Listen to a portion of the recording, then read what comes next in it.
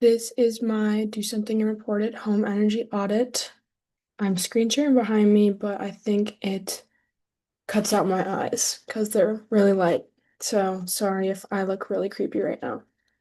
But here's my do something and report it home energy audit. So, hi, my name is Catherine Artmeyer, and this is my do something report it project for BBE. For my do something and report it project, I conducted the home energy audit in my apartment at the Standard in Dinkytown. Over the past week, I tracked my energy use from 8 different devices to see where most of my electricity actually goes. So, my background and more about me. I am a junior here at the U, and my major is agricultural communications and marketing. Here's a picture of me. I live in the Standard at Dinkytown, Minneapolis, and I have 4 other roommates, so 5 including me.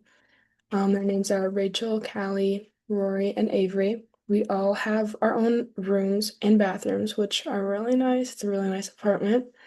And we have a shared living room and kitchen, which is also really nice. The rent goes for around 900 per month, not including the parking, which is absolutely absurd here. But our recent electric bill, which we didn't really have to include in this project, it just came out at the same time, so I thought it would be fun to include it, was 4218 per person, which is like around 210 kilowatts per hour. All right. So for context, the average Minneapolis apartment uses around 600 to 700 kilowatt hours per month. Ours is about a third of that, according to my calculations. Because the building is newer and me and my roommate share most of our appliances. This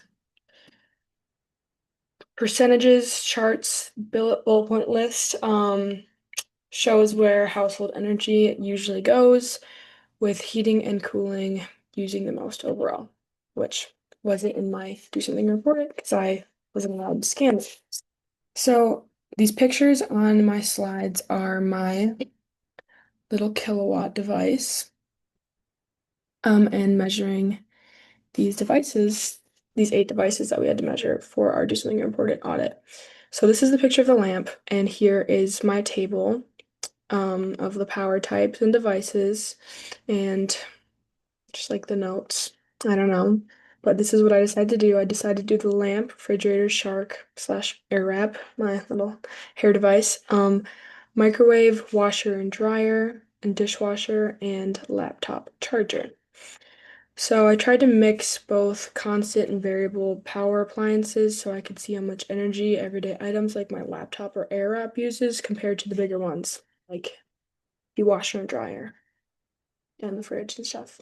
Um, so how I collected my data is that I used my kilowatt meter to see how much power each device used. I measured wattage with the device when it was on and off, and then I logged how much each one used every day for a week.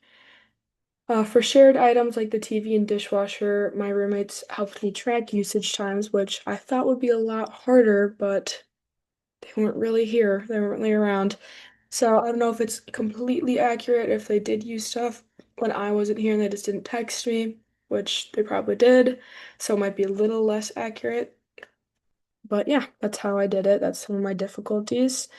So like for example, if I were to use a dishwasher, I would log how much time it took. But if my roommates were to use the dishwasher, which they rarely use because I do all the dishes, they would tell me when they did it and for how long they ran it. Yeah, that's basically how I collected my data.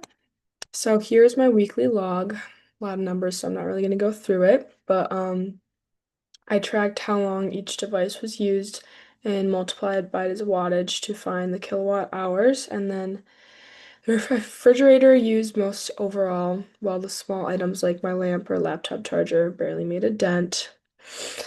But my shark hair up, it made a dent because I do my hair a lot. Anyways, and here's some example calculations. For devices that stay on like a set time, like the TV, I just multiplied watts by hours per day. So for variable devices like the refrigerator, I kept the meter plugged in for a full day to get a real average. All right. Comparing to my actual energy use for fun. So my audit came kind of close to our actual electricity bill. I measured around about 175 kilowatts per hour, and the bill showed 210. So it's 83% accuracy, which makes sense because I didn't track everything like everything else. I don't know. But yeah, but yeah. So what I learned from this is that the biggest users were like the ones that were always plugged in, or like the refrigerator.